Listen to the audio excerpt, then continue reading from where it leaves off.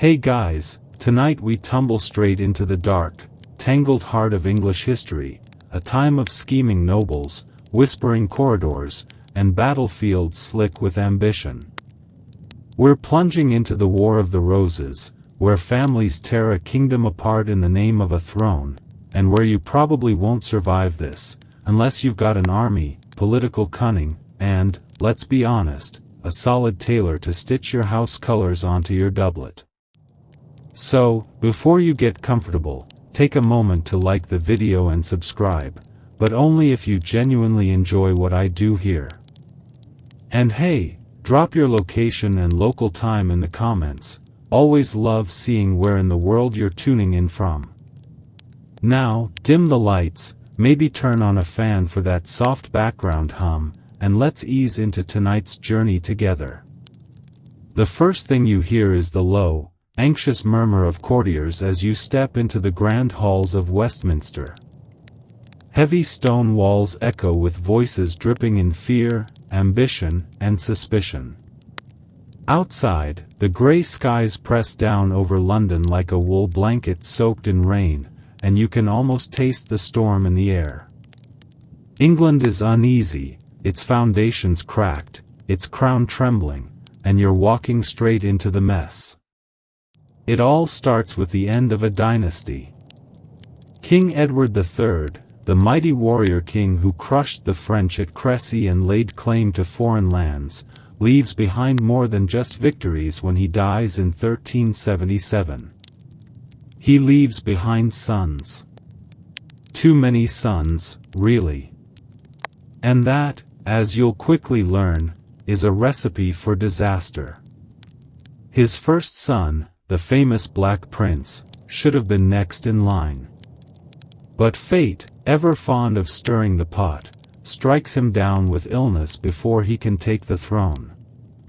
That leaves the crown on the tiny, trembling head of the Black Prince's boy, Richard II, just 10 years old when he inherits an empire that barely holds together on a good day.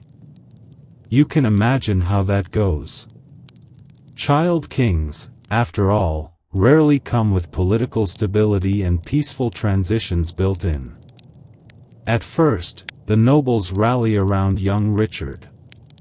But as he grows, so does his ego, and his enemies.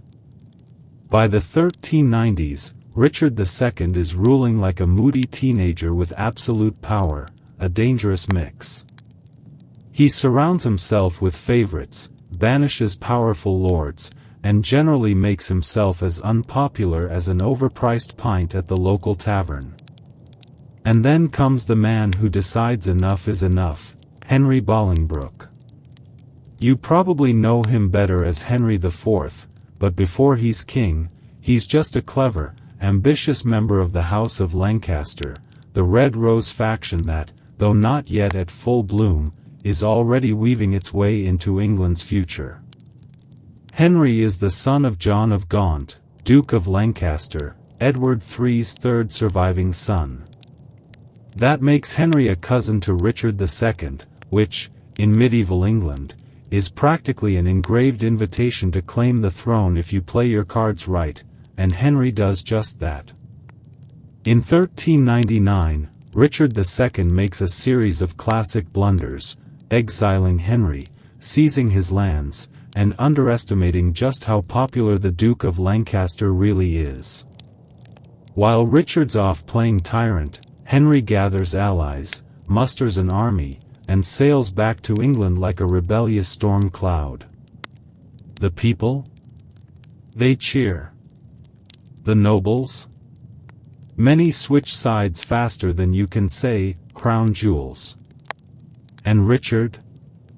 Well, he's cornered, captured, and eventually meets a mysterious, likely unpleasant end in captivity. Historians still argue whether he was murdered outright or simply starved into oblivion. Either way, the throne's up for grabs, and Henry doesn't hesitate. Crowned as King Henry IV, he plants the Red Rose of Lancaster firmly in England's tangled garden of royal politics. But if you're thinking this is where peace blooms, think again. The problem is that while Henry's got the crown, he doesn't exactly have an airtight claim. His rise looks suspiciously like a usurpation, and that leaves England jittery, like a pub full of nobles where everyone's carrying hidden daggers. Henry IV's reign is plagued by rebellions, conspiracies, and the ever-present threat of war.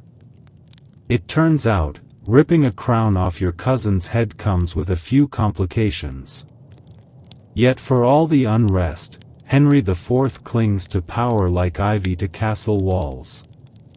His son, the legendary Henry V, the same one who'll later win glory at Agincourt with longbows and muddy fields, eventually inherits the throne. And for a brief, shining moment, Lancaster power looks unshakable. But remember those too many sons of Edward III? Yeah, they're still lurking in the family tree, their descendants quietly tallying their own claims. Chief among them? The House of York, the future bearers of the White Rose, the bitter rivals who'll soon plunge England into decades of civil war. For now, though, the storm's only beginning. You hear it in the nervous whispers at court, see it in the wary eyes of noble families calculating marriages, alliances, and betrayals.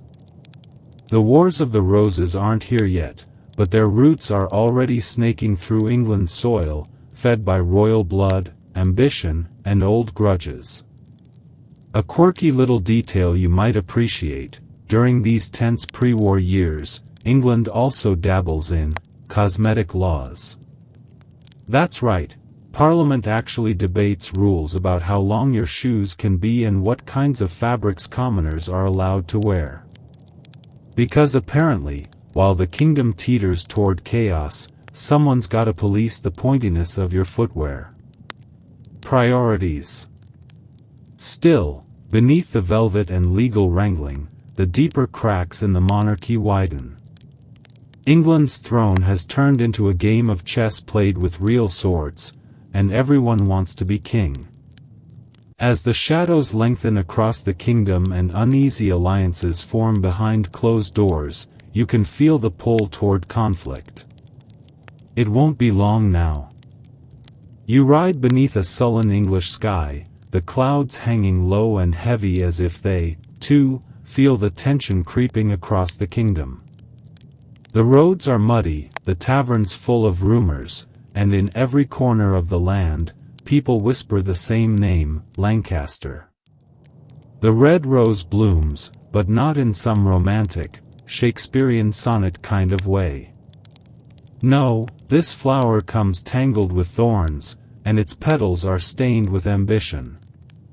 It's 1399, and Henry Bolingbroke has clawed his way onto the throne as Henry IV, first of the Lancastrian kings. The House of Lancaster, the descendants of John of Gaunt, third surviving son of Edward III, now wears the crown. But that crown? It wobbles. See, while Henry IV seized power with impressive speed and just enough noble support, his claim isn't exactly watertight. Technically, there are others with a better, or at least older, right to rule, tucked away in the sprawling family tree Edward III left behind. But, as history often proves, a weak legal claim backed by swords tends to outrank a strong bloodline backed by wishful thinking. And Henry IV knows it. His reign starts under a storm cloud of rebellion. First, there's the Epiphany Rising, a fancy name for a rather messy little coup attempt by a few disgruntled lords still loyal to Richard II. Spoiler alert, it fails. The plotters lose their heads, quite literally, but the message is clear: England isn't ready to settle down just yet. To make matters worse, Henry faces the formidable Welsh rebellion led by Owain Glndwr. Picture a fiercely proud, flame-bearded Welshman rallying his people with the promise of independence, and actually making life extremely difficult for the English crown. GLWR's rebellion simmers for years, a constant thorn in Lancaster's side. Historians still argue whether GLWR's success was down to genuine Welsh unity or just England's chaotic political distractions, but either way, Henry IV's reign is no leisurely royal picnic. By 1413, Henry IV is worn down, sickly, and thoroughly exhausted by the relentless grind of politics and rebellion. He dies, passing the throne to his son, Henry V, a king who seems straight out of a medieval action movie. Henry V is young, ambitious, and built for war. If his father's rule was plagued by uncertainty, Henry V's is marked by conquest, especially across the Channel in France. You march with him to Agincourt in 1415, where the mud squelches under your boots and the cold autumn air stings your face. It's here that Henry V achieves legendary status, leading a battered English army to victory against overwhelming French numbers. The longbow sings, knights tumble from their horses, and muddy, blood-soaked chaos defines the day. It's a brutal, rain-soaked triumph that echoes through the ages, forever binding the name Lancaster to glory. For a time, England revels in victory. Henry V marries the French king's daughter, Catherine of Valois, and under the Treaty of Troyes, he's named heir to the French throne. It looks like Lancaster might just build a dynasty that conquers both sides of the Channel.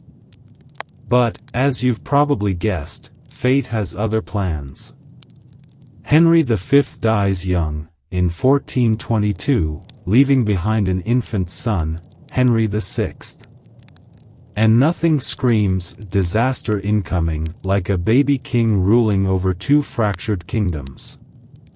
The red rose may be in bloom, but its petals are delicate, and the winds of war are picking up again. As Henry VI grows, or rather, as the nobles rule in his name, England starts to unravel. The victories of his father fade into memory, the treasury runs dry, and the French, unsurprisingly, aren't thrilled about foreign kings claiming their throne. Back home, the powerful families of England, those ever-present, scheming nobles, begin circling like vultures. With a weak king, old grievances resurface, alliances fray, and the quiet feud between the House of Lancaster and the House of York intensifies. A quirky side note for your travels through this messy period: during Henry VI's early reign, people become absolutely obsessed with prophecies. Imagine wandering through the market and hearing someone dramatically declare that a mole under the rose will bring down the realm.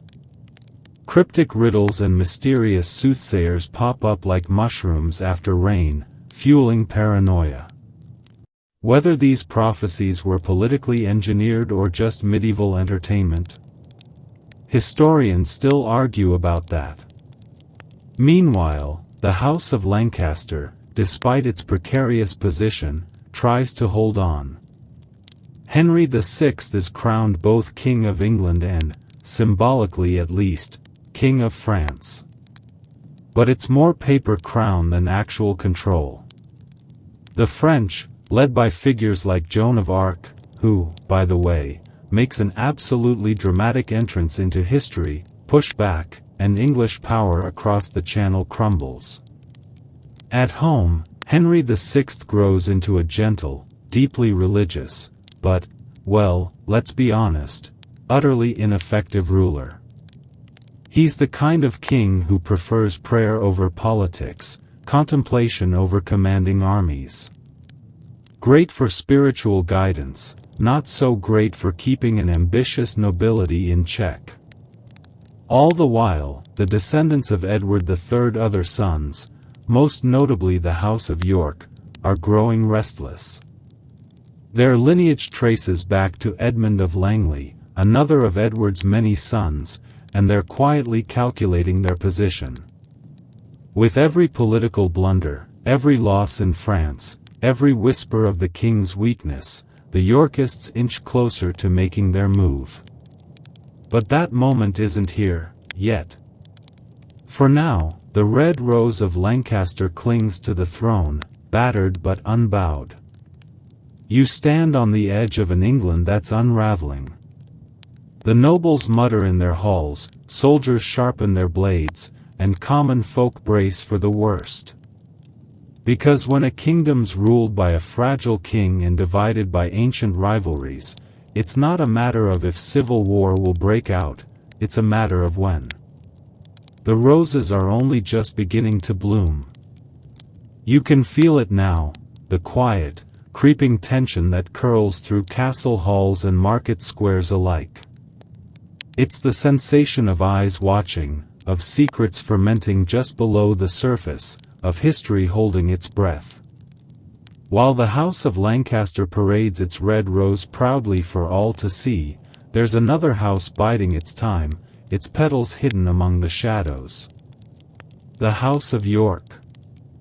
They're not exactly strangers to the throne, these Yorkists. Their claim to the crown is etched into the sprawling, sometimes absurdly complicated family tree left behind by King Edward III. You remember him, the warrior king, victorious on the battlefields of France, yet prolific in more ways than one. His many sons are like seeds scattered across England, and now, those seeds are sprouting into bitter rivalries. The Yorkist claim flows through Edmund of Langley, Edward III's fourth surviving son. But what really fuels their ambition is something more potent: pride, power, and a simmering sense that their family has been sidelined for too long. And leading this quiet Yorkist resurgence? Richard, Duke of York. Picture him now, sharp-eyed, ambitious, and carrying centuries of noble bloodline like a weapon. He's the grandson of Edmund of Langley and, crucially, he's married to Cecily Neville, herself a descendant of royalty, as if the Yorkist pedigree needed even more polishing. But it's not just about bloodlines, is it? It's about opportunity. And Richard of York is nothing if not patient, watching as Henry VI's reign stumbles, falters, and veers ever closer to collapse. See, by the 1440s, England under Henry VI is in trouble. The French wars have gone disastrously south, with the once glorious English territories in France shrinking like a puddle under the sun. The treasury is as empty as a monk's wine jug after Vespers, and the nobles? Oh, they're squabbling like alley cats over scraps of influence.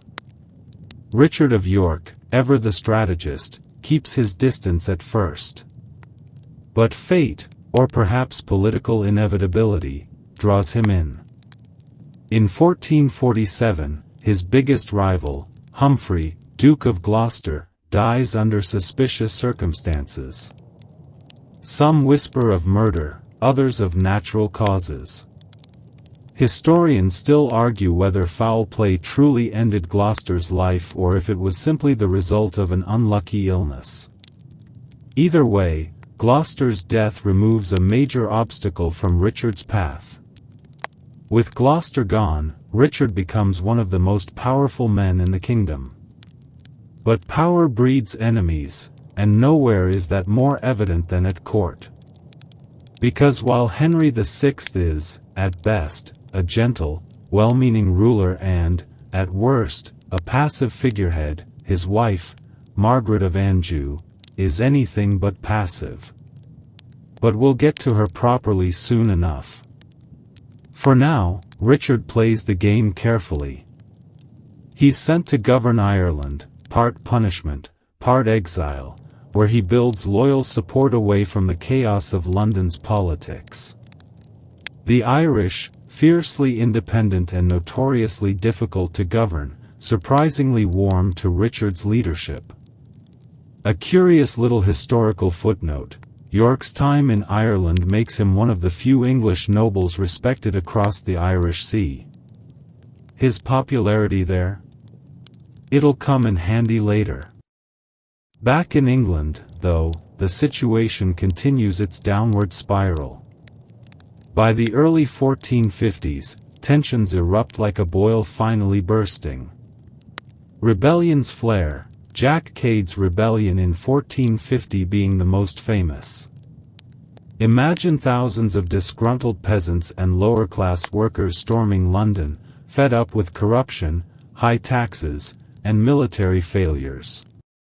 They don't exactly overthrow the government, but they do enough damage to make the nobles lose sleep. And through all this unrest, Richard of York sharpens his position. He returns from Ireland, presenting himself as the kingdom's savior, the noble who'll restore order, reform corrupt leadership, and maybe, just maybe, fix England's woes. But make no mistake, Richard isn't just after good governance. His eyes are fixed firmly on the crown, even if he's not saying it aloud, yet. It's around this time you notice an almost theatrical rise in symbols. Nobles and their followers don't just show loyalty with words anymore, they wear it.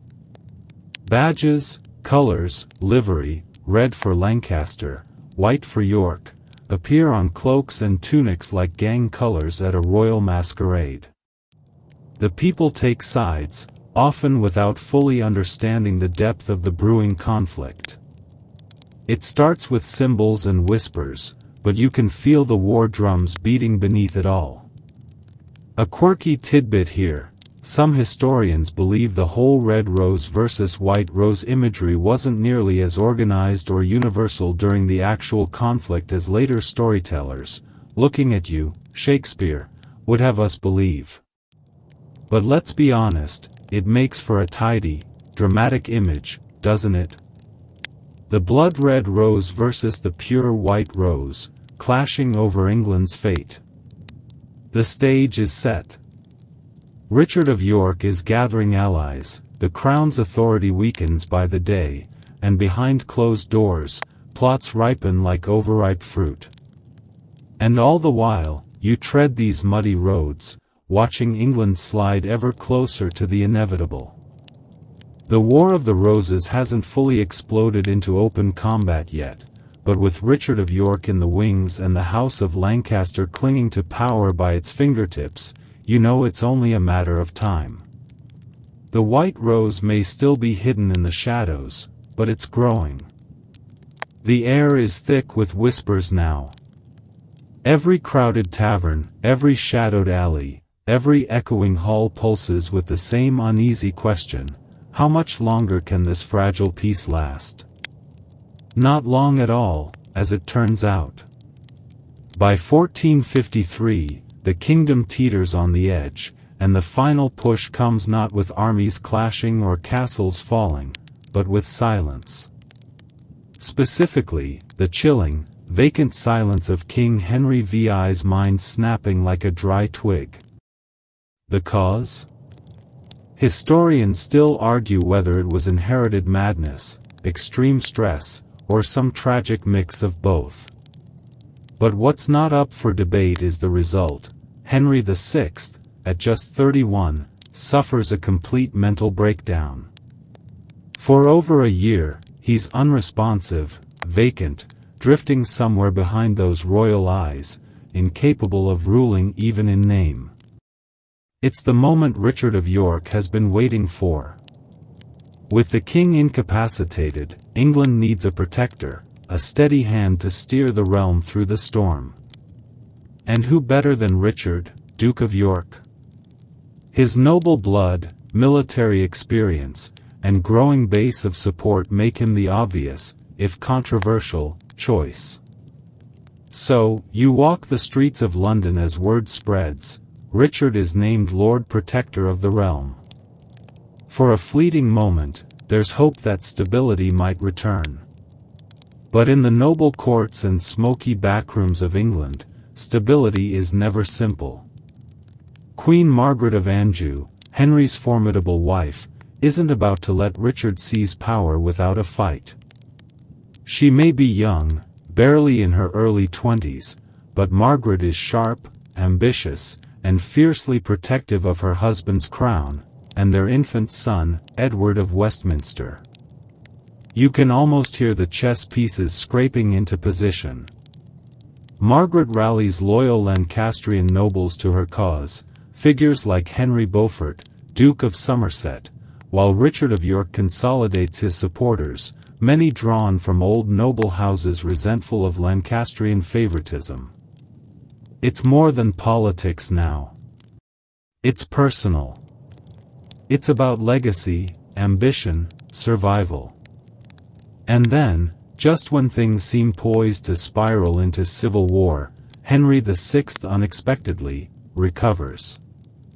His mind clears, his speech returns, and suddenly, the delicate balance tilts again. Richard is dismissed as protector, Margaret regains influence, and York's ambitions, at least for the moment, are shoved back into the shadows.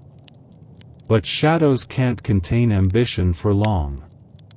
In 1455, England finally erupts. It happens at St. Albans, a quiet market town north of London, where Yorkist and Lancastrian forces clash in what many historians mark as the first true battle of the Wars of the Roses. You stand amid the narrow, cobbled streets as the Yorkist army, led by Richard of York and his ally Richard Neville, the Earl of Warwick, later known as the Kingmaker, descend upon the Lancastrian forces. It's not a grand battlefield with sweeping cavalry charges and soaring banners. No, it's brutal, close-quarter fighting in the twisting streets and alleyways of the town itself. Arrows hiss through the air, swords ring against armor, and the smell of blood and smoke chokes the morning breeze. In the chaos, key Lancastrian nobles, like Somerset, are killed, and Henry VI. He's found cowering in a tanner's shop, dazed and bewildered, an image that says more about the kingdom's state than any speech ever could. The Yorkists win this round, but the war is far from over.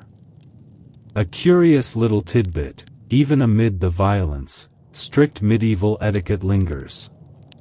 Richard of York, despite leading armed rebellion, kneels before Henry VI after the battle, professing loyalty and insisting he only acted to remove evil advisers. It's political theater at its finest, and a stark reminder that even civil war has rules. Well, sometimes. In the aftermath, York regains his role as protector, and for a moment, it seems like the Yorkist faction holds the upper hand. But Margaret of Anjou? She's not retreating. She begins building a northern power base, gathering loyalists in areas like Lancashire, Yorkshire, and Northumberland. It's here, in England's rugged north, that the Lancastrian resistance grows teeth. You can practically feel the country fracturing. Town by town, castle by castle, England splits down invisible lines. Families pick sides, sometimes brother against brother, father against son, caught between the red rose of Lancaster and the white rose of York. Symbols become sharper, the rhetoric more poisonous, and the grudges older than most of the soldiers wielding swords. Historians still debate whether the Wars of the Roses were driven purely by noble ambition or whether deeper, systemic cracks in England's medieval government doomed the realm to this chaos. Either way, the battles are only just beginning. As you ride the roads now, you pass fields trampled by marching feet, villages emptied of young men, and castles bristling with soldiers and suspicion. The first battle at St. Albans might have felt like a local feud, but the ripples spread fast. Civil war has officially arrived. The roses are in bloom, and they're stained with blood. The countryside is restless now. You can sense it as you pass through villages and towns, windows shuttered, conversations whispered, soldiers lurking in the shadows of every tavern. It's no longer a question of if the fighting will resume, it's a matter of when and where. And trust me, you won't have to wait long. The years following the First Battle of St. Albans in 1455 are less about full-scale war and more about a tense, awkward dance. Both sides regroup, gather resources, and sharpen their swords, literally and figuratively. King Henry VI, fragile as ever, remains on the throne in name, but it's Queen Margaret who moves the pieces now. Her influence grows, especially in the north, where Lancastrian support runs deep. Margaret may have started this conflict as a political underdog, but don't underestimate her. She's determined, fiercely intelligent, and, let's be honest, probably better suited to the throne than her husband. Meanwhile, Richard of York doesn't retreat into quiet resignation. No, he strengthens alliances. His most powerful supporter?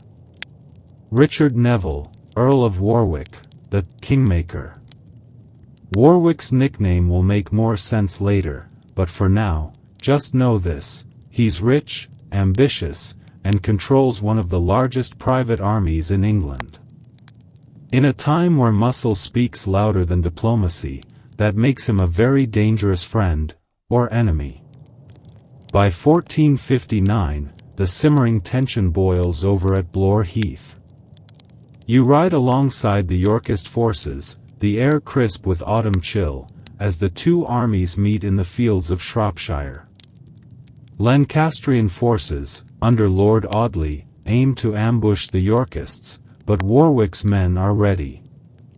Picture longbowmen hidden behind wagon fortifications, arrows nocked, waiting for the right moment. When the Lancastrians charge, the English longbows sing, just like they did at Agincourt decades earlier. It's chaos, horses scream, knights fall, and by day's end, the Yorkists claim victory. But here's where it gets tricky. Despite battlefield success, the Yorkists still face enormous political pressure. The Crown labels them traitors, their lands are seized, and their supporters risk execution. It's no longer just about battlefield tactics, it's about survival, propaganda, and timing. A quirky little side note: during this period, it becomes increasingly common for both sides to issue pardons to common soldiers who switch allegiances. Imagine fighting for Lancaster on Monday, getting caught, then receiving a piece of parchment on Tuesday that says, "All good, mate, as long as you fight for York now." Medieval politics in its purest, messiest form. Later that year, the conflict intensifies at Ludford Bridge. It's a gloomy day as the Yorkist forces, including Warwick and Richard of York, face a significantly larger royal army led by Henry VI himself, or at least, in his name. The Yorkists prepare for battle, nerves taut, but something goes terribly wrong. The royal standard flutters, the king's presence unnerves the troops, and, most damning of all, a large portion of the Yorkist army defects overnight. It's a humiliating, bloodless collapse for the Yorkist cause. Richard of York flees to Ireland, where his old popularity shields him, while Warwick and other leaders escape to Calais, England's last stronghold on French soil. It feels like the Lancastrians have won. For a moment, the Red Rose seems dominant, the rebellion crushed. But you know better than to believe the war is over. In 1460, the Yorkists return, this time with a vengeance. From Calais, Warwick leads a daring naval raid, seizing Sandwich and making landfall with seasoned troops. It's a bold, risky play, and it works. The Lancastrian leadership is caught off guard, and London opens its gates to the Yorkist forces. You march with them into the capital, banners snapping in the wind, as Richard of York steps into Westminster with a confidence that borders on theatrical. And then comes the moment historians still argue over. York marches into Parliament, places his hand upon the empty throne, and waits. It's a silent, audacious claim to kingship. But the reaction? Awkward silence. Even many of York's supporters aren't ready for outright usurpation. The result? A compromise, known as the Act of Accord. Under its terms, Henry VI keeps his crown for life, but upon his death, the throne will pass to Richard of York and his heirs, bypassing Henry's son, young Edward of Westminster. It's a legal, delicate balancing act, but to Queen Margaret, it's an outrage. Her son, Edward, is disinherited. Her family's future, erased on parchment. And Margaret? She doesn't take insults lightly. As winter 1460 approaches, the Queen rallies northern forces. Lancaster isn't done, not by a long shot. The Red Rose is wounded, but far from withered. And soon, England will bleed once more. Winter grips the land now, biting through wool cloaks and rattling shutters, but the real chill creeps from the north, the marching boots, the clatter of armor, and the iron will of Queen Margaret of Anjou. She's furious, and honestly, you can't blame her. The Act of Accord didn't just sideline her, it erased her son's birthright. And in medieval England, there's no insult greater than stripping away your child's claim to the crown. So, Margaret does what any determined, politically savvy queen would do. She heads north, gathering supporters like storm clouds over Yorkshire. The north has always been a Lancastrian stronghold, rugged, proud, and fiercely loyal to the House of Lancaster. And under Margaret's guidance, it becomes a breeding ground for resistance. Meanwhile, Richard of York can feel the pressure mounting. His victory in London isn't secure, it's fragile, propped up by uneasy alliances and an England divided. If he wants to cement his claim and ensure his family's future, he must deal with the Lancastrian threat, and fast. By December 1460, Richard, accompanied by his second son, Edmund, Earl of Rutland, marches north to face the rising Lancastrian army. He leaves Warwick and his eldest son, Edward, Earl of March, to manage the south. It's a gamble, splitting forces always is. You follow York's army through snow-dusted fields and frozen villages toward Sandal Castle near Wakefield. The castle stands proud on its rocky perch, but beyond its walls, the enemy gathers. Here's where the details get murky, and historians, naturally, still argue about them. Some claim York was lured out of Sandal Castle by false promises of peace talks. Others say he underestimated the Lancastrian numbers or supplies ran low, forcing him to act. Whatever the reason, on December 30, 1460, York leaves the safety of the castle walls, and marches straight into disaster. The Battle of Wakefield unfolds swiftly and savagely. The Yorkist army, outnumbered and outflanked, crumbles beneath the Lancastrian assault. Chaos reigns as nights fall, banners tumble, and the snow is churned with blood. Richard of York, the would-be king, the ambitious duke, falls in battle. His teenage son, Edmund, Earl of Rutland, flees but doesn't get far. According to one of those darker, almost theatrical tales that cling to this conflict, Edmund is caught by Lord Clifford, a fierce Lancastrian whose father died at St. Albans. Some say Clifford, driven by vengeance, kills the boy on the spot, a brutal reminder that the Wars of the Roses aren't just battles, they're a cycle of blood and revenge. The Lancastrians don't stop there. York's severed head is taken, crowned mockingly with a paper crown, and displayed on the gates of York City, a gruesome warning to all who oppose Lancaster. It's as medieval as it gets, brutal, symbolic, and designed to humiliate. And yet, even in the wake of this tragedy, the Yorkist cause doesn't crumble. Back in London, news of Richard's death reaches his eldest son, Edward, Earl of March. And this is where the story takes a sharp, electrifying turn. Edward is young, just 18, but already seasoned beyond his years. Tall, charismatic, and a born warrior, Edward inherits not just his father's claim, but his ambition and supporters. With York gone, Edward becomes the new hope for the White Rose. A quirky little detail here, Edward of March isn't just another noble lad with a sword. He's famously tall, around 6'4", towering for the time, and handsome enough that chroniclers gush about his looks almost as much as his battlefield prowess. Think of him as England's medieval version of a celebrity prince, but with a sharper edge. While the Lancastrians glowed in the north, Edward wastes no time.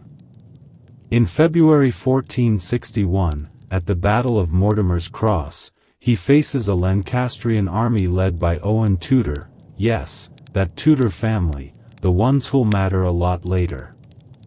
The battle is fierce, but Edward triumphs, his soldiers buoyed by what they believe is a divine sign, a rare optical phenomenon known as a parhelion, or sun dog, where three suns appear in the sky.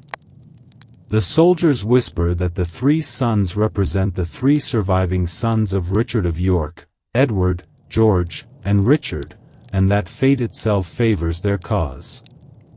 Superstitious? Absolutely. But effective? Oh yes. The White Rose rallies stronger than ever. Meanwhile, Queen Margaret isn't idle. Her army, now swollen with northern supporters, marches south, reaching St. Albans once again. The Second Battle of St. Albans erupts, and this time, the Lancastrians win. Henry VI is found, bewildered but unharmed, among the Yorkist baggage train. But while they reclaim the king, Margaret's army's reputation suffers. Reports of looting and violence alienate the southern nobility and common folk alike. The political winds shift again. By March 1461, Edward of March arrives in London. His father's dream crackles in the air, and the city, weary of instability, opens its gates. The people crown him not in some hidden ceremony, but publicly, as Edward IV, King of England. It's audacious, bold, and far from universally accepted. Because out there, beyond London's walls, the Lancastrian army still waits. The war isn't over. It's only getting started. The streets of London hum with uncertainty now. News travels fast, sometimes faster than the armies themselves, and the whispers echo through markets and taverns alike, Edward of March is king. Or, is he? You can almost see the city holding its breath. Because while Edward IV sits freshly crowned in London, Queen Margaret's Lancastrian army remains very much undefeated, gathering like storm clouds beyond the capital's reach. And so, just weeks after declaring himself king, Edward rides north. His goal? To do what his father could not, crush the Lancastrian threat decisively. It all comes to a head at Towton. March 29, 1461, Palm Sunday. The day begins cold, bleak, with sleet spitting from low gray skies. You trudge along the ranks of the Yorkist army, nearly 30,000 strong, their armor clanking and breath fogging the morning air. Across the field, the Lancastrians wait, their numbers even greater, some say 35,000, others whisper closer to 50,000. As always, historians still argue the exact figures. But one thing is certain, Towton will be the bloodiest battle ever fought on English soil. A curious, eerie detail? It snows. Thick, wind-driven flakes swirl across the battlefield, blurring vision, chilling bones, and muting sound. It's as though even the heavens are reluctant to witness what's about to unfold. Edward IV commands his forces with surprising authority for a teenager. Beside him stands the Earl of Warwick, the kingmaker, his reputation already cemented, his loyalty, well, for now, it's unshakable. The battle begins with a hail of arrows, the famed English longbowmen unleashing deadly volleys. Thanks to the wind blowing in their favor, Yorkist arrows find their marks with brutal efficiency. When the Lancastrians advance, the two armies collide in a frenzy of steel, mud, and blood. It isn't elegant. It isn't noble. It's a grinding, merciless slog where men slip on ice, fall into frozen streams, and are trampled beneath the boots of friend and foe alike. You move among the ranks as the snow turns crimson, the ground littered with bodies, weapons, and shattered shields. And here's where the phrase, "no quarter given," becomes chillingly real. Unlike earlier, more restrained encounters, Towton is a battle to the bitter, freezing end. Surrender is rare, mercy even rarer. Men fight not for glory, but for survival. The turning point comes when Yorkist reinforcements, led by the Duke of Norfolk, arrive, smashing into the Lancastrian flank. Already exhausted, the Lancastrian lines begin to buckle, then collapse. Panic spreads like wildfire. The Lancastrian army flees, many soldiers casting aside weapons to scramble across the snow-choked fields. But the rout is as deadly as the battle itself. Along the banks of the River Cock, men drown, slip beneath the ice, or are cut down as they attempt to escape. It's estimated that over 20,000 men die at Towton. 20,000. The fields run red, and for days afterward, the crows feast and the snow melts pink. A gruesome little tidbit? Archaeologists excavating Towton centuries later uncovered mass graves filled with skeletons bearing horrific injuries, skulls split wide, bones shattered, silent proof of the battle's brutality. But for Edward IV, Towton is not just a victory, it's a coronation in blood. With the Lancastrians crushed, Henry VI and Queen Margaret flee north, eventually slipping into exile in Scotland. Their young son, Edward of Westminster, goes with them. Back in London, Edward IV cements his rule. Official coronation ceremonies follow, but the real crown was earned on that frozen, blood-stained field. Yet, as you walk the bustling streets of London now, banners fluttering, shops reopening, you sense that the peace is uneasy. After all, Margaret of Anjou still lives. Her son remains a symbol for Lancastrian loyalists. And England has tasted civil war, it's unlikely to lose its appetite so quickly. For now, though, the white rose blooms brightest. Edward IV, the tall, charismatic boy king, sits on England's throne. But as history always reminds you, crowns won in battle rarely stay secure for long. The dust of Towton has barely settled, but already, the wheels of politics grind forward, and you know by now, in England, peace is never just peace. It's a delicate balancing act, one missed step away from another bloodbath. Edward IV wastes no time asserting his rule. You stroll through London streets as they transform, banners of the White Rose unfurl, loyal Yorkist nobles fill court positions, and the common folk breathe a cautious sigh of relief. But beneath the surface, the same cracks remain. Queen Margaret and her son, Edward of Westminster, may be exiled, but they aren't gone. They've taken refuge in Scotland, and from there, Margaret schemes, negotiates, and, of course, plots her family's return to power. But even as the Lancastrian threat simmers in the north, new, entirely different storm brews within Edward's own camp. It starts with love, or, depending on your perspective, a catastrophic lapse in political judgment. In 1464, Edward IV, young, victorious, and dazzlingly eligible, makes a decision that shocks his court. He secretly marries Elizabeth Woodville.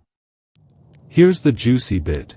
Elizabeth isn't a foreign princess or high-born noble strategically chosen to secure an alliance. She's a Lancastrian widow, daughter of a relatively minor noble family, the Woodvilles, and, by medieval standards, dangerously ambitious. Historians still argue whether Edward married Elizabeth for love, lust, or cunning politics. But whatever the reason, the fallout is immediate. The kingmaker, Richard Neville, Earl of Warwick, is livid. Warwick, who has spent years negotiating a politically advantageous marriage for Edward, possibly with a French princess, sees this union as a personal betrayal and a political disaster. You can almost hear the wine goblets shattering in frustration across Warwick's estate. Worse still, Edward's new queen comes with baggage, a sprawling family of siblings, all eager for titles, land, and power. The Woodvilles quickly climb the social ladder, and their rapid rise ruffles feathers among the old nobility, especially Warwick. It's not just about marriage. It's about influence, control, and the sense that Edward is slipping away from Warwick's carefully laid plans. Meanwhile, Edward consolidates power through a mix of charm and ruthlessness. He rewards loyal Yorkist supporters, strengthens his military hold, and, when needed, crushes dissent. But no crown is ever completely secure, especially when the enemy isn't just outside your walls, but seated beside you at the feast. A quirky tidbit? Elizabeth Woodville is often described as one of the most beautiful women of her time, with fair hair and striking features. Some even whisper she used witchcraft to snare Edward's heart. True or not, the rumor shows how easily suspicion and scandal ignite in a divided kingdom. Despite brewing discontent, for a few years, England enjoys a fragile calm. But your footsteps through this uneasy peace reveal the cracks widening. Warwick, once Edward's most powerful ally, begins to drift toward open rebellion. His frustration deepens as he's sidelined at court, while the Woodvilles consolidate power and Edward grows increasingly independent. At the same time, Margaret of Anjou hasn't been idle. From exile, she continues to rally Lancastrian supporters. She forms secret alliances, including one with the King of France, Louis XI, known as the Spider King for his web of cunning diplomacy. And in 1469, the whole precarious arrangement begins to unravel. Enter George, Duke of Clarence, Edward's younger brother, ambitious, impressionable, and, let's be honest, not the sharpest sword in the rack. Warwick sees his chance. He manipulates Clarence, convinces him that Edward's favoritism toward the Woodvilles threatens their family, and together they stir rebellion. The result? The Rising of 1469, with pockets of unrest erupting across the kingdom, particularly in the north. It's less a full-scale war than a political tantrum, but it reveals just how fragile Edward's hold on power has become. The most infamous clash of this rebellion is the Battle of Edgecote Moor. Edward isn't present, his forces, led by Woodville relatives, face Warwick's supporters. The Yorkist army is defeated, and several Woodville leaders are captured and executed. For a moment, it seems Warwick and Clarence might seize control completely. Edward IV is briefly captured, but here's where Warwick miscalculates. Despite growing resentment toward the Woodvilles, the nobility and common folk aren't ready to replace Edward, especially not with his impressionable brother Clarence as puppet king. Edward is released, regains control, and for a brief, strained period, reconciles with Warwick and Clarence. But you can feel it, can't you? The tension remains, coiled like a snake under the throne. The Wars of the Roses aren't finished. If anything, they're evolving, from open battlefield clashes to treacherous games of marriage, alliances, and whispered betrayals. And soon, the red rose and white rose will collide again. But this time, the betrayal comes not from the outside, but from within. You barely have time to savor Edward IV's shaky hold on power before everything begins to fracture again, and this time, it feels different. The betrayals cut deeper.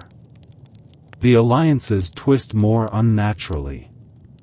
And suddenly, you're wading through a tangled mess of double crosses, secret pacts, and the kind of family drama that makes modern soap operas look tame. It's 1470 now.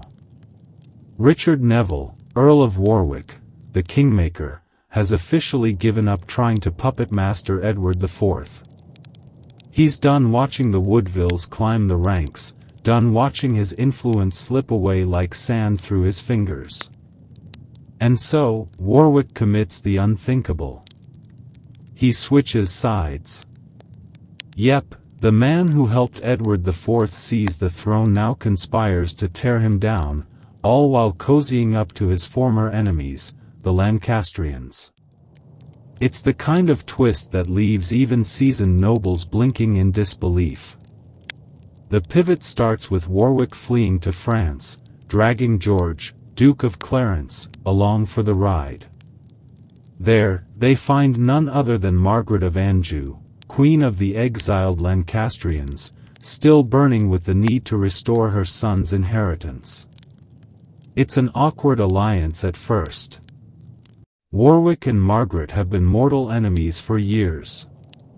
After all, Warwick is one of the architects of her downfall. But in desperate times, old grudges are easily shelved. Through the smooth-talking diplomacy of King Louis XI of France, the Spider King strikes again. Warwick and Margaret broker peace. And to seal the deal, Warwick's daughter, and Neville, is betrothed to Edward of Westminster, Margaret's son and the last hope of the Lancastrian line. It's a marriage soaked in irony, and cold political necessity. With this uneasy alliance cemented, Warwick and Margaret plot their return to England. Meanwhile, Edward IV enjoys what might be the last few moments of calm in his reign, completely unaware that the tides are about to turn viciously against him. The invasion begins in 1470, and it's surprisingly effective. You wander through towns and villages as Yorkist support evaporates like mist at sunrise. Years of favoritism toward the Woodvilles and noble resentment bubble over. One by one, Warwick rallies old allies, stirs uprisings, and turns the political map crimson. In a matter of weeks, Edward IV's position collapses. Forced to flee, Edward escapes across the sea to the Burgundian court.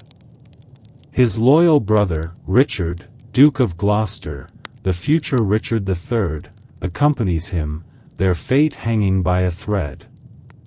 And just like that, the red rose blooms again.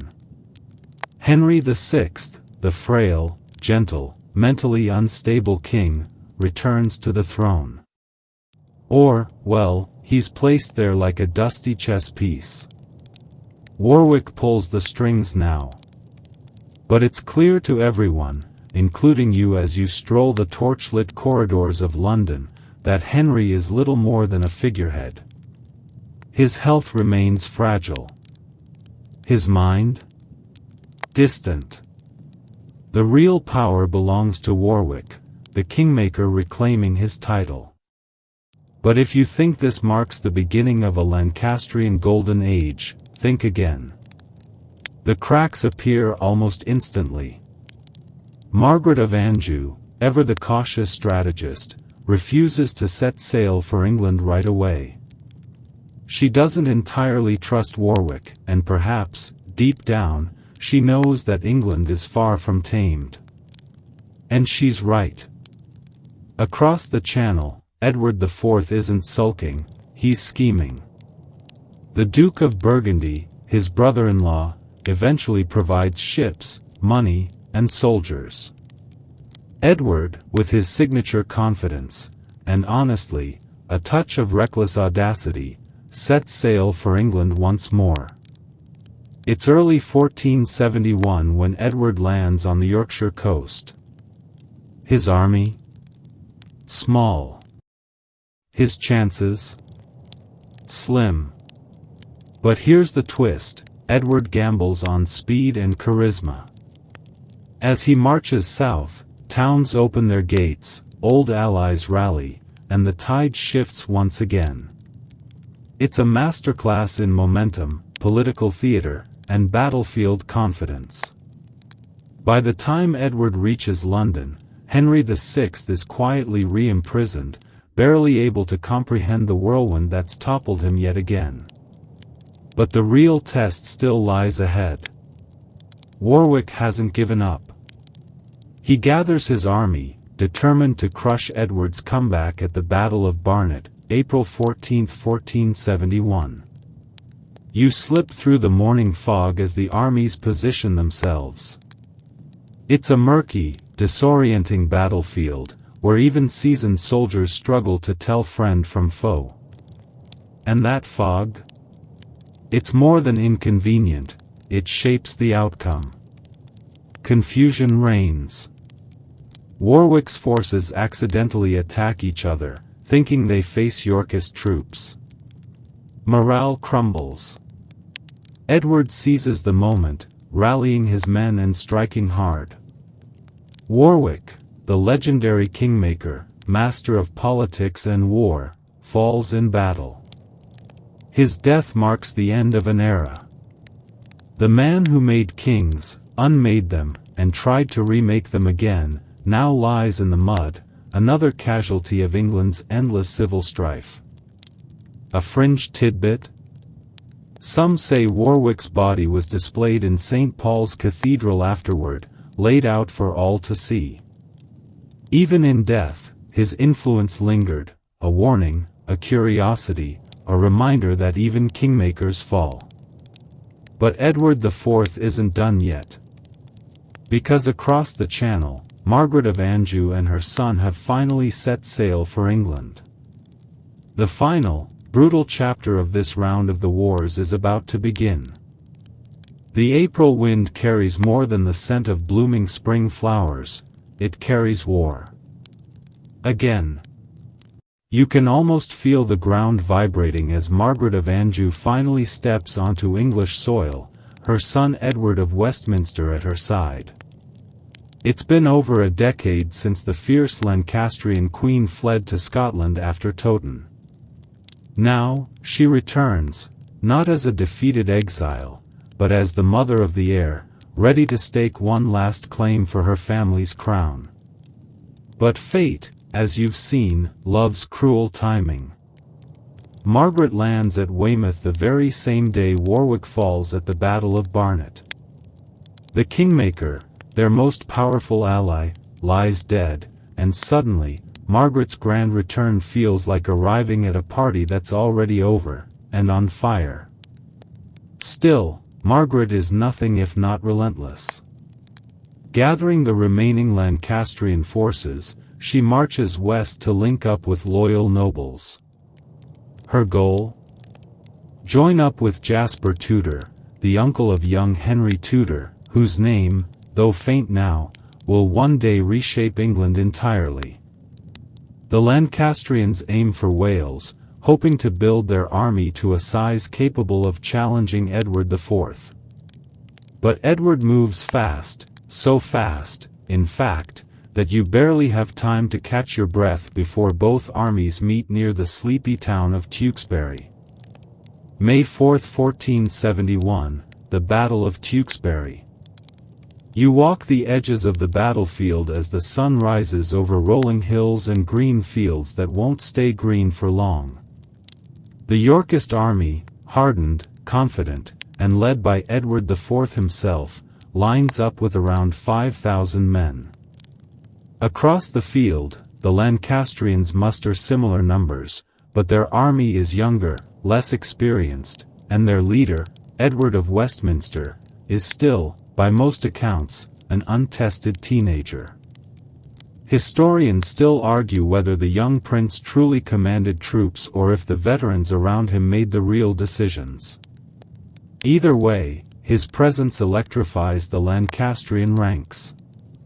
He is, after all, their future king. The battle erupts in brutal, chaotic waves.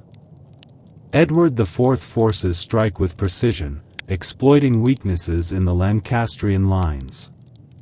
The Duke of Gloucester, young Richard, Edward's loyal brother, proves himself a capable commander, leading the Yorkist right flank with cold efficiency. It doesn't take long for the Lancastrian formation to falter. As you move through the muddy chaos, men shout, swords clash, and arrows darken the sky. The Lancastrians, desperate to protect their prince, fight fiercely. But the Yorkist machine, sharpened by years of war and Edward's hard-earned leadership, grinds them down. Eventually, the Lancastrians break. Fleeing soldiers scramble toward the nearby Abbey of Tewkesbury, seeking sanctuary within its holy walls. But sanctuary is a fragile concept in these times. Yorkist soldiers storm the abbey, dragging men out and executing them, a grim reminder that the Wars of the Roses have little patience for chivalry. The greatest tragedy? Edward of Westminster, the only legitimate son of Henry VI and Margaret of Anjou, is killed. Accounts differ. Some claim he dies on the battlefield, cut down in the frenzy. Others whisper he's captured and executed on Edward IV's orders. Historians still argue about his fate, but the result is clear: with the prince dead, the Lancastrian cause is gutted. Margaret is captured. The fierce, defiant queen who once roamed battlefields now finds herself a prisoner, her dreams of restoring the Red Rose shattered completely. But Edward IV isn't finished tying loose ends. Back in London, the ghost of Henry VI still lingers, literally. The deposed king, frail and broken, languishes in the Tower of London. And then, on May 21, 1471, Henry VI dies. Officially, it's recorded that grief and ill health finally claimed him.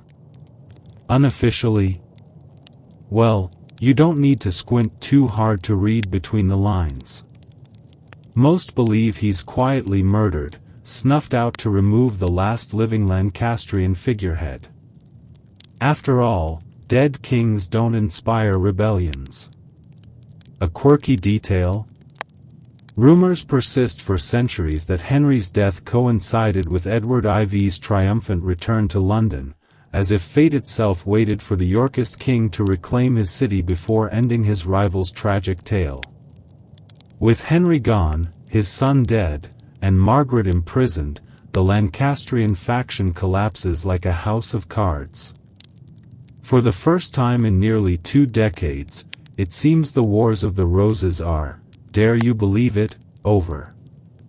Edward IV stands victorious, more secure than ever.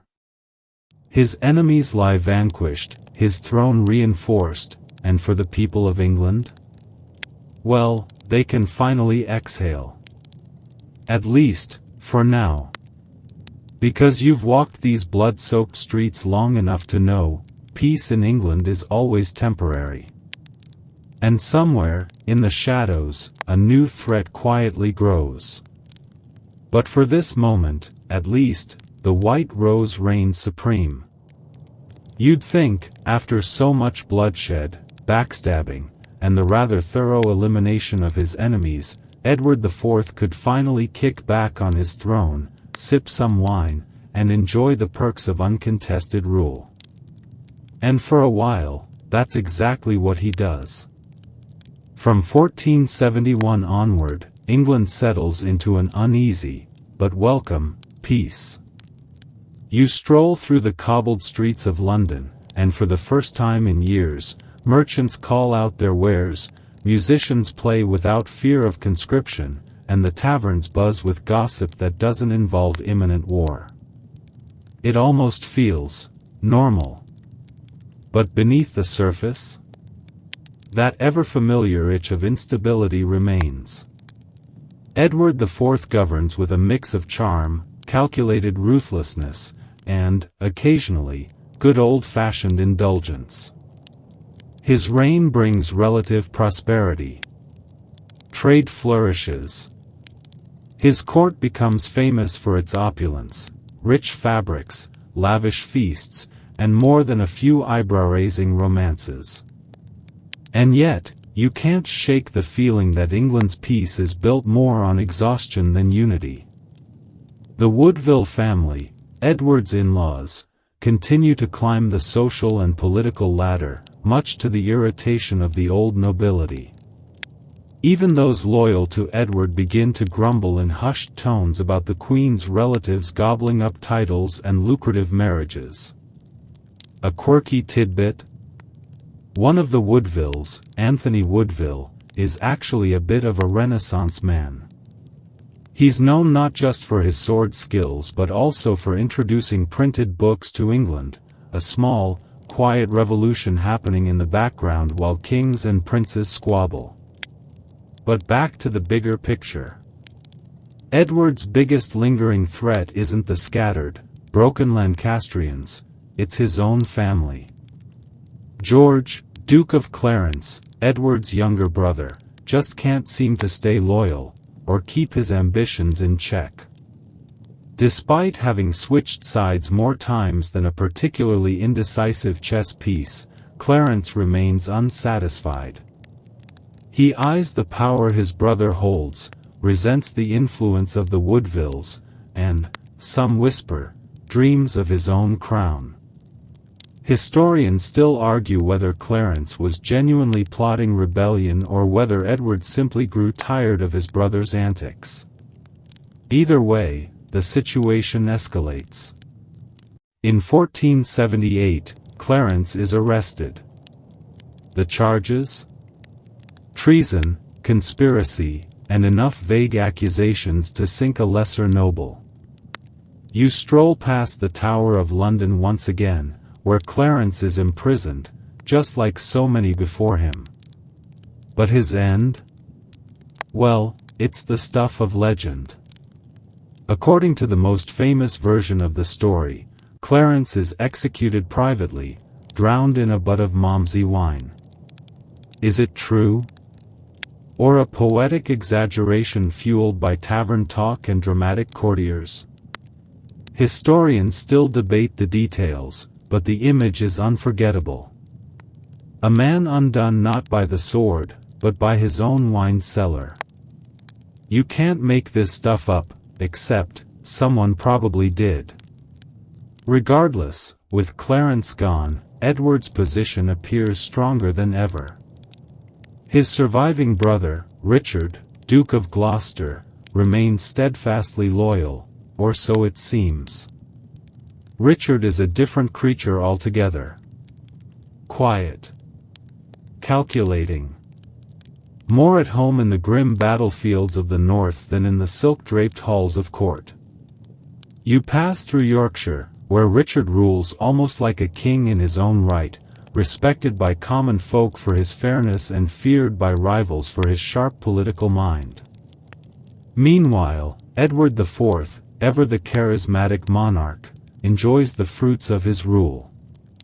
He balances England's often fractious nobility with careful appointments, fortifies trade with the continent, and oversees one of the more stable stretches the kingdom has seen in decades. But here's the thing about peace, especially in this bloody saga: it's rarely permanent. The shadows stir again in 1483. Edward IV, never one for moderation, whether in food, drink, or war, suddenly falls ill. At just 40 years old, the robust, battle-hardened king deteriorates with alarming speed. Some whisper poison. Others blame years of overindulgence and stress. Regardless, his health fails him. On April 9, 1483, Edward IV dies. And with his death, the precarious scaffolding holding England together starts to creak ominously. The crown passes to his eldest son, Edward V, a boy of just 12. Too young to rule. Too young to defend himself against the vultures circling the throne. And that's where Richard, Duke of Gloucester, steps into the spotlight. As the late king's brother, Richard is named Lord Protector, essentially regent for young Edward V until he comes of age. You watch from the sidelines as Richard moves swiftly, decisively. Some see his actions as protective, shielding his nephew from the dangerous court factions, especially the Woodvilles. Others? They smell ambition disguised as duty. Soon, young Edward V and his brother, Richard, Duke of York, are housed in the Tower of London. Officially, for their protection before Edward's coronation. Unofficially, well, history is about to take another dark, infamous turn. The Wars of the Roses may have seemed over, but you know better. The seeds of the next great upheaval are already sprouting beneath the tower's ancient stones. You stand in the shadow of the Tower of London, the spring air heavy with rumors. The sun filters through grey clouds, casting long, uneasy shadows across the ancient stones. Inside, two boys, Edward V and his younger brother, Richard, Duke of York, wait. And outside? England holds its breath. It's the summer of 1483, and you can almost feel the kingdom teetering on the edge of something irreversible. Richard, Duke of Gloucester, moves with quiet efficiency. His protectorship of young Edward V transforms, almost seamlessly, into something far more controversial. Parliament, under heavy influence from Richard's allies, declares Edward IV's marriage to Elizabeth Woodville invalid, citing an alleged pre-contract of marriage to another woman. This means the two princes, bastards, ineligible for the throne. Historians still argue whether that pre-contract ever truly existed or whether it was a convenient legal fiction crafted to smooth Richard's path to power. Either way, the result is undeniable. Richard claims the throne for himself. On July 6, 1483, he is crowned Richard III.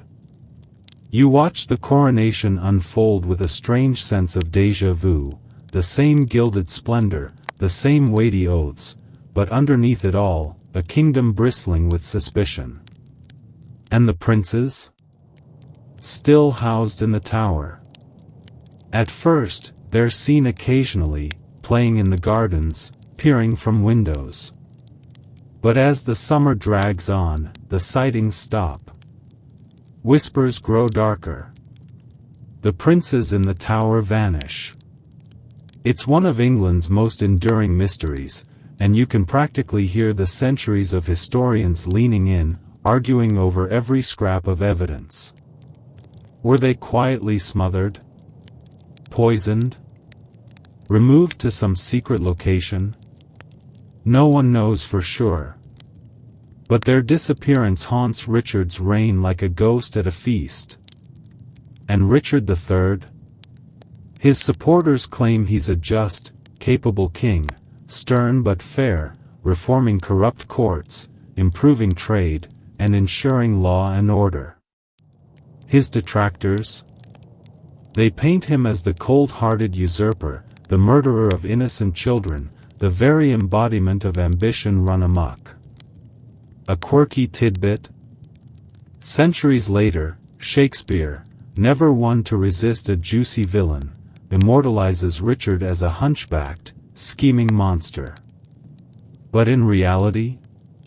Contemporary records suggest Richard's physical appearance wasn't nearly so dramatic, though he likely suffered from scoliosis, a subtle but persistent spinal curvature. But whether saint, sinner, or something in between, Richard's hold on power is shaky from the start. The Woodvilles, stripped of influence, seethe in the shadows. Loyalists to Edward IV bristle under Richard's rule. And across the English Channel, a new player eyes the chaos with quiet determination. Henry Tudor. You remember that name, the distant Lancastrian claimant, descendant of Owen Tudor and Catherine of Valois. His bloodline is thin on royal legitimacy, but in a fractured England desperate for stability? It might be enough. Especially with the backing of France, disillusioned English exiles, and a clever promise to marry Elizabeth of York, Edward IV's eldest daughter. It's a brilliant chess move. By uniting the warring red and white roses through marriage, Henry offers something England hasn't had in years, the faint, flickering hope of peace. And Richard III? He knows the threat is real. Throughout 1483 and into 1484, plots brew. Rebellions stir, led by frustrated nobles and those still loyal to Edward IV's memory. Richard stamps them out with ruthless precision, but the discontent lingers, like smoke after a fire. A fringe detail? During this tense period, Richard loses his only legitimate son, Edward of Middleham, to illness. It's a personal blow, and a political one. With his heir gone, Richard's dynasty hangs by a thread, fueling further whispers of vulnerability. By 1485, the stage is set for yet another decisive clash. Henry Tudor, with ships provided by his French allies and soldiers drawn from across the continent, sets sail for England. His goal? The crown, and, in theory, national reconciliation. You trudge alongside Henry's modest army as they land at Milford Haven in Wales, his banner emblazoned with the red dragon of Cadwallader, a nod to his Welsh heritage and a clever piece of symbolic propaganda. Slowly, as they march toward England's heart, support grows. Yorkist defectors, disgruntled nobles, and battle-weary commoners swell Henry's ranks. Richard III prepares to meet them head-on. The location? A quiet stretch of farmland in Leicestershire called Bosworth Field. It's August 22, 1485, the final, thunderous crescendo of the Wars of the Roses. You stand amidst the gathering armies, watching as the last white rose king faces off against a claimant draped in the hopes, and carefully spun promises, of both red and white. The outcome will change England forever. The morning mist clings to the fields of Bosworth as you trudge through the dewy grass, the chill in the air carrying that familiar, electric hum of tension. It's August 22, 1485, and England is about to gamble its future, again, on the battlefield. On one side stands Richard III, King of England, armored in black, his white boar emblem gleaming defiantly. His army? Around 10,000 strong, though not all of them as loyal as they appear. Richard's face is set, unreadable. This is not a man unaccustomed to danger. Across the field, Henry Tudor waits. His force is smaller, roughly 5,000 men, but swelling with the hopes of disaffected nobles, Lancastrian diehards, and those simply tired of endless civil war. His banner, the Red Dragon of Wales, flickers in the breeze, promising a new beginning, if he survives the day. Historians still argue over the exact layout of the battlefield, but the essentials are clear. Richard holds the high ground, Henry's forces approach cautiously. The outcome? Balanced on a knife's edge. But as you watch, it's not just military might that will decide this fight. It's treachery. Lord Thomas Stanley and his brother, Sir William Stanley, hover on the sidelines with several thousand men. Their loyalty? A mystery to both sides. Conveniently, Lord Stanley also happens to be Henry Tudor's stepfather, though that hasn't translated to open support, yet.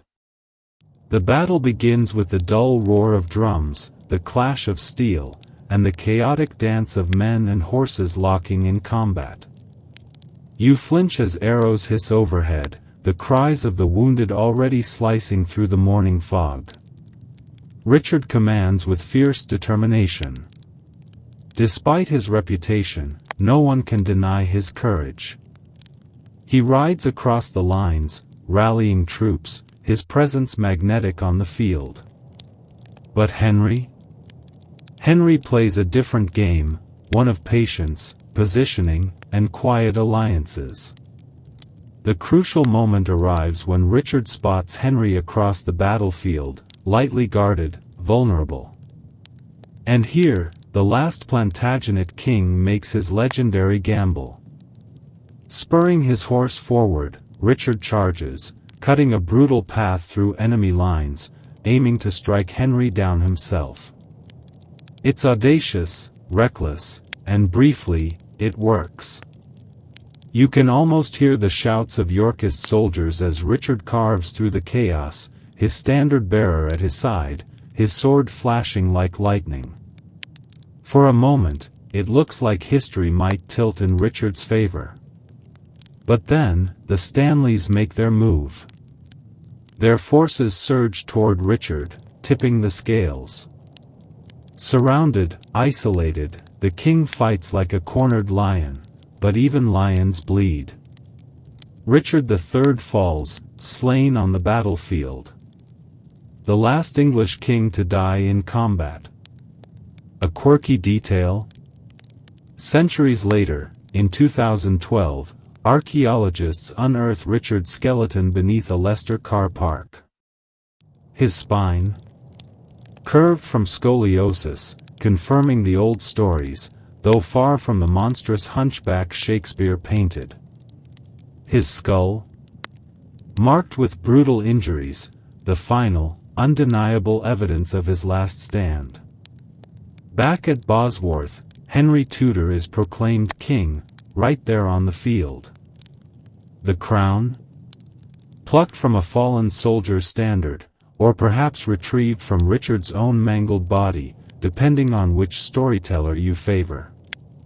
Regardless, Henry VII now reigns. You'd think the kingdom would immediately sigh with relief, but after years of betrayal and bloodshed, no one's exhaling just yet. Henry moves quickly to secure his fragile claim. His first act? Marrying Elizabeth of York, eldest daughter of Edward IV. Their union isn't just a political masterstroke, it's the symbolic end to the Wars of the Roses. The red rose of Lancaster and the white rose of York entwined, at least on paper. Henry crafts a new emblem, the Tudor rose, a fusion of red and white, plastered onto banners, coins, and castle walls. It's clever, calculated propaganda, a visual promise that the civil wars are over. But peace isn't built overnight. Henry consolidates power with caution, watching the remaining Yorkist factions with wary eyes. Rebellions simmer, pretenders rise, most famously Perkin Warbeck, claiming to be one of the lost princes in the Tower, but Henry, pragmatic and shrewd, crushes these threats one by one. And yet, the scars linger. You wander the streets of London in the early Tudor years, the walls freshly painted, the city bustling, but beneath the polished surface, whispers persist, of princes gone missing, of betrayal, of ghosts that won't quite settle. The Wars of the Roses have officially ended, but England, as you've come to expect, never forgets. And though the Tudors promise stability, their dynasty, like every English dynasty, rests on the same shaky foundation: ambition, fear, and the sharp edges of power. Still, for now, the red and white roses bloom together on every royal banner. It's not perfect. But in a kingdom built on broken promises and fallen kings, it's enough. The fields of Bosworth still echo faintly in your mind, the clash of swords, the roars of dying men, the dusty crown lifted from the battlefield. But now, as you drift along the cobbled streets of London, the world has changed. It's quieter. Not peaceful, exactly, but different. Henry VII sits the throne, the first Tudor king. You can almost feel the kingdom holding its breath. The bloodshed of the Wars of the Roses is technically over, but centuries of paranoia and betrayal don't just vanish overnight. You pass merchants whispering in markets, old soldiers trading stories in taverns, nobles watching each other across candlelit halls. The war may be over, but suspicion? Alive and well. Henry VII rules with caution, a man who survived exile, plotted rebellion, and snatched victory from the jaws of overwhelming odds isn't about to let his guard down. And rightly so. Yorkist plots stir almost immediately. Some supporters of the fallen Richard III refuse to accept Tudor rule. Others, perhaps, simply miss the familiar, fractured world of rival roses. It gave ambitious men plenty of room to maneuver. The most famous of these challenges? The curious case of Perkin Warbeck.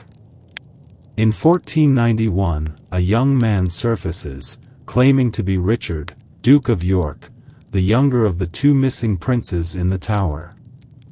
The timing? Suspicious. The evidence? Thin. But the story?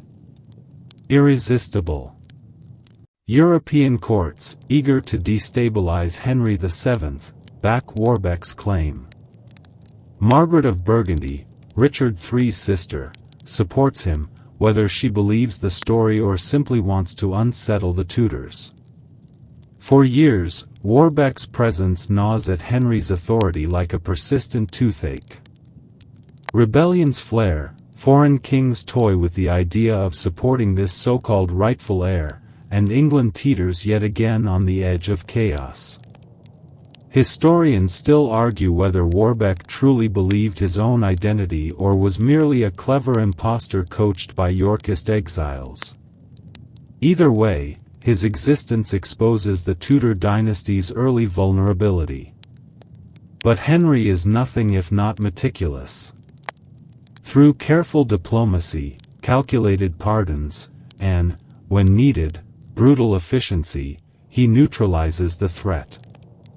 Warbeck is eventually captured, paraded through London in a humiliating display, and imprisoned in the Tower, the same tower that swallowed so many fates before his. A quirky little fact? While imprisoned, Warbeck reportedly tried to escape by climbing down the privy chute, yes, essentially through the royal toilet system. Desperate times, questionable methods. The rebellion fizzles. By the time Warbeck is executed in 1499, Henry VII's grip on the throne is considerably stronger. You stroll past royal banners, noting the ever-present Tudor rose, its red and white petals plastered on walls, coins, and royal gowns. It's more than a symbol now, it's political armor. A constant, visual reminder that Lancaster and York have merged. The Civil War is over. At least officially. But England remembers. The ghost stories of the princes in the Tower circulate like wildfire, especially on stormy nights by firelight. Some whisper that Henry knows what happened to them. Others claim Richard III was innocent, framed by ambitious Tudors. And that's the curious thing about this period, the lines blur. Historians debate endlessly over the heroes and villains of the Wars of the Roses. Was Richard III a scheming tyrant or a misunderstood reformer? Was Henry VII a savior or simply another cold-blooded opportunist? The truth? Likely tangled somewhere in between, like ivy growing over an old battlefield. But regardless of how the past is spun, the Tudors are here to stay. Henry VII, ever the cautious tactician, builds his dynasty with steady, deliberate steps. He strengthens England's finances, clamps down on rebellious nobles with legal reforms, and secures strategic marriages, including one that will echo through history. His eldest son, Arthur, is married to Catherine of Aragon, a powerful Spanish princess, forging an alliance that further stabilizes Tudor rule. But Arthur's sudden death in 1502. Another twist in the dynasty's precarious journey. The crown passes to Henry VII's second son, another Henry. Young. Energetic. Ambitious. You know where this is going. That boy, destined to become Henry VIII, will carry the Tudor name into the next century, through religious upheaval, 6 marriages, and enough palace drama to make the Wars of the Roses feel, briefly, like ancient history. But beneath the glitter of the Tudor court, the echoes remain. You walk past Westminster Abbey, where kings and queens lie buried, and can almost hear the whispers of red roses, white roses, brother turning on brother, and the ever-present hunger for the English crown. The Wars of the Roses may have officially ended in 1485, but their legacy? It lingers. In law. In legend. In Shakespeare's biting words. And in the caution Henry VII passes down to every Tudor who follows him. After all, as you've seen, England never forgets a crown won by blood.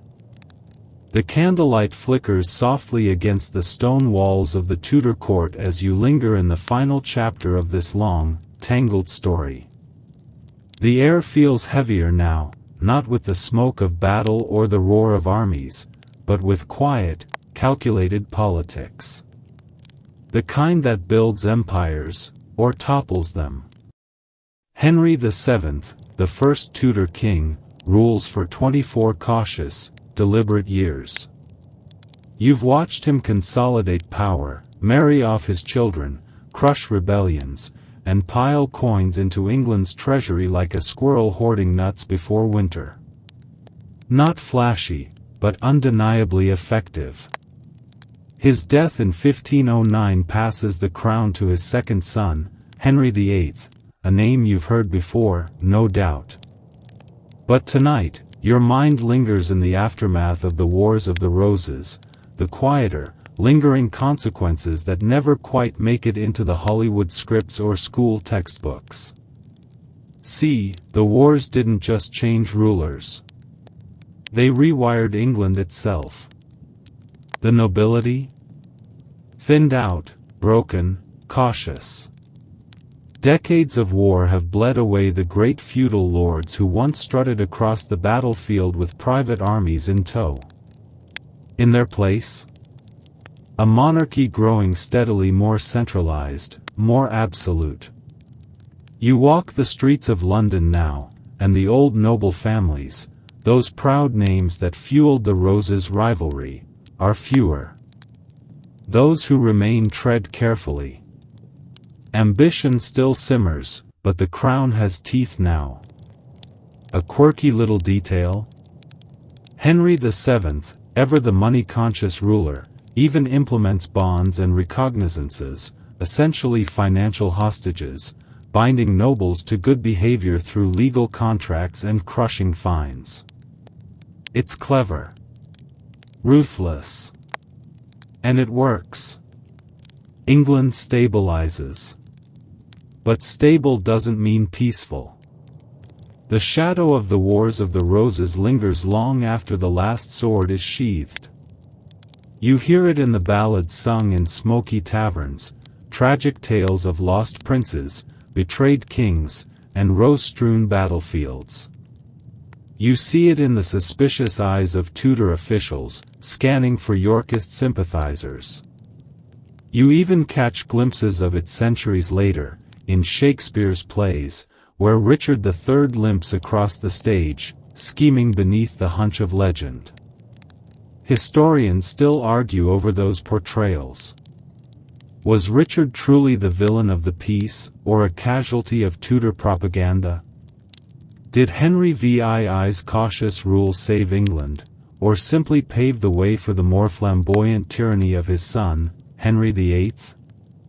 The debates spiral on, like smoke curling into the rafters.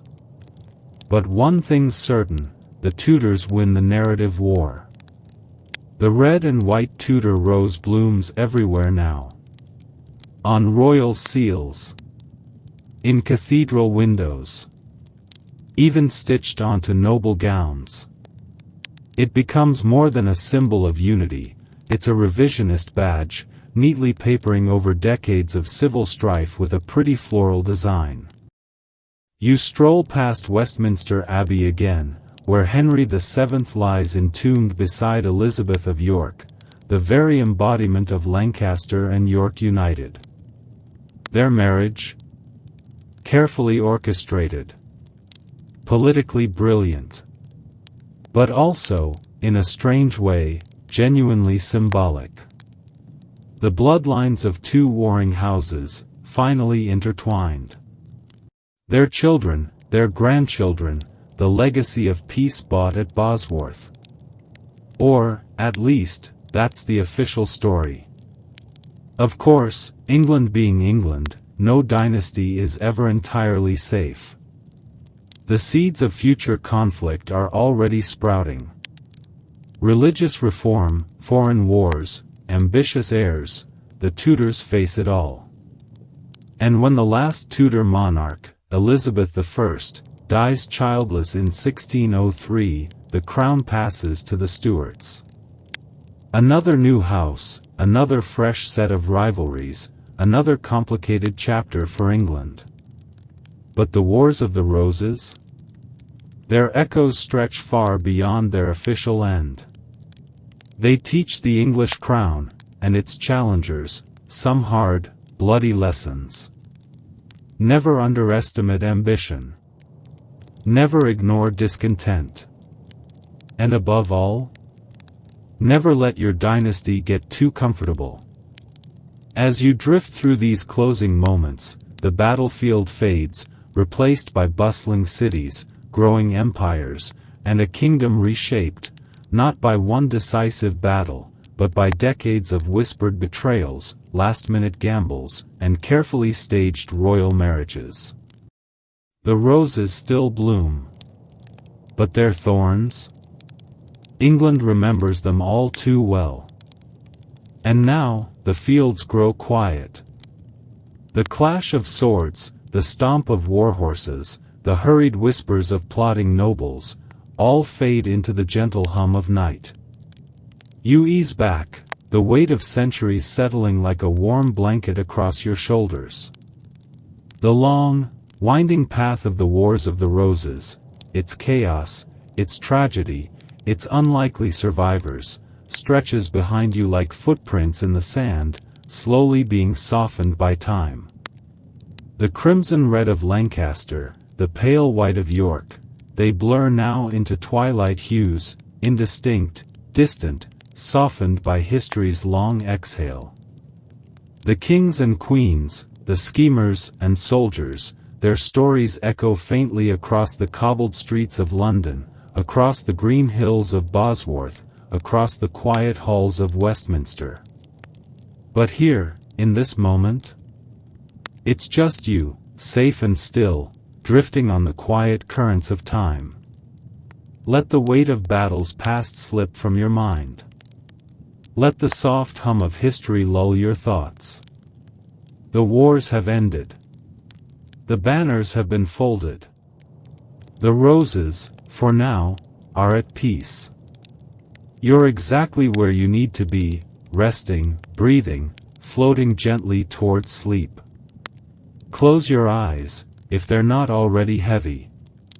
Sleep well, traveler. Tomorrow, another story waits.